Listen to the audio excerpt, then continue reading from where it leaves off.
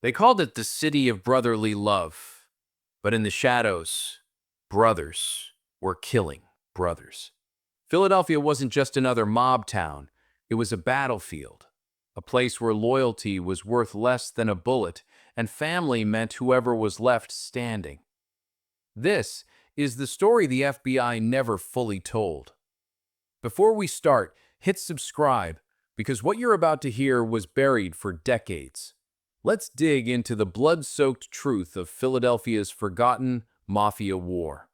In the 1970s, New York had the five families, Chicago had the outfit, but Philadelphia had chaos. At the center of it all stood Angelo, the gentle Don, a quiet, methodical man who ruled the Philly mob not with fear, but with diplomacy. For years, Bruno kept the peace. He didn't want drug money. He didn't want headlines. He just wanted control. And for a while, he had it. But power, in the underworld, is a borrowed thing. And when you borrow too long, someone comes to collect. In March 1980, Bruno's Lincoln Continental rolled to a stop outside his South Philly row house. A shotgun blast ended the reign of the gentle Dawn. His face hit the steering wheel, and the blood that ran down the dashboard signaled the beginning of Philadelphia's most brutal mob war. The hit didn't come from outside, it came from his own men. His underboss, Antonio Caponegro, the man Bruno trusted most, pulled the trigger, figuratively. And in the mafia, that's all it takes. Caponegro thought he could take over. He was wrong. Within weeks, his body was found in a duffel bag under a bridge in the Bronx, naked, beaten, and stuffed with cash. A message from the commission: you don't kill a boss without permission. But the damage was done. Philadelphia had no Don, no order, no peace. Into that vacuum stepped Nicodemo "Little Nicky" Scarfo, a man as ruthless as he was paranoid. Scarfo's rule was built on fear. He turned the mafia into a slaughterhouse. Even minor disputes were settled with bullets. Associates vanished overnight, some found in barrels, others never found at all. He even had his own family terrified.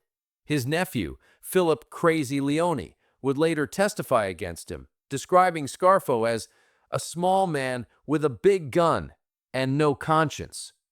But in the shadows of South Philly, another force was rising. The Riccaboni faction, old-school mobsters loyal to Bruno, refused to bow to Scarfo. They wanted a return to the old ways: honor, respect, order. And so began the secret mafia war of Philadelphia.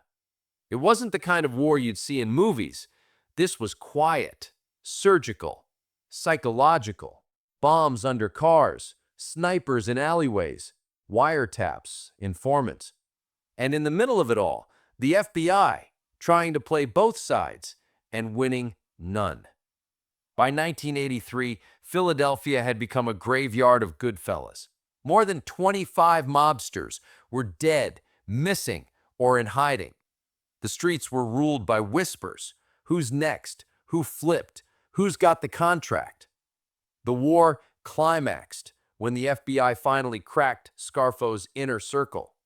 They'd wired half of South Philly: bars, offices, restaurants.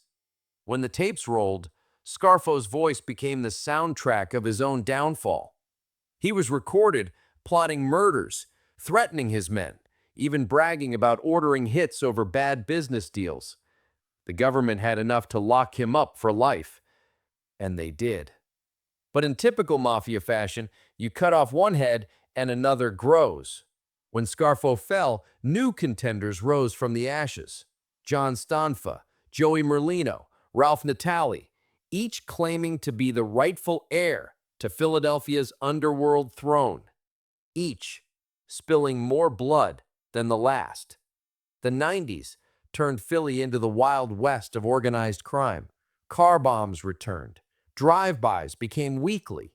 Merlino, young and flashy, wanted to make the mob modern, like Gotti, but with better suits. Stanfa, old-school Sicilian, wanted discipline and silence. Their feud tore the city apart once more. The FBI called it a civil war with no civilians.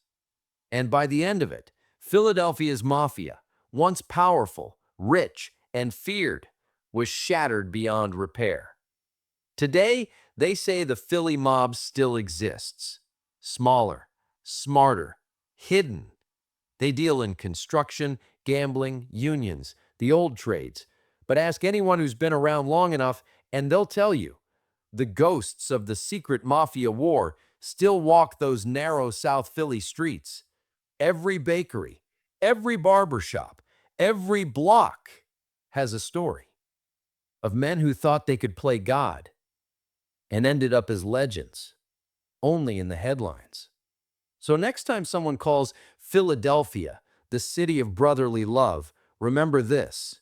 In this city, even brothers bleed each other for a piece of the crown. Subscribe for more true stories from the underworld, where power never sleeps and justice always comes too late.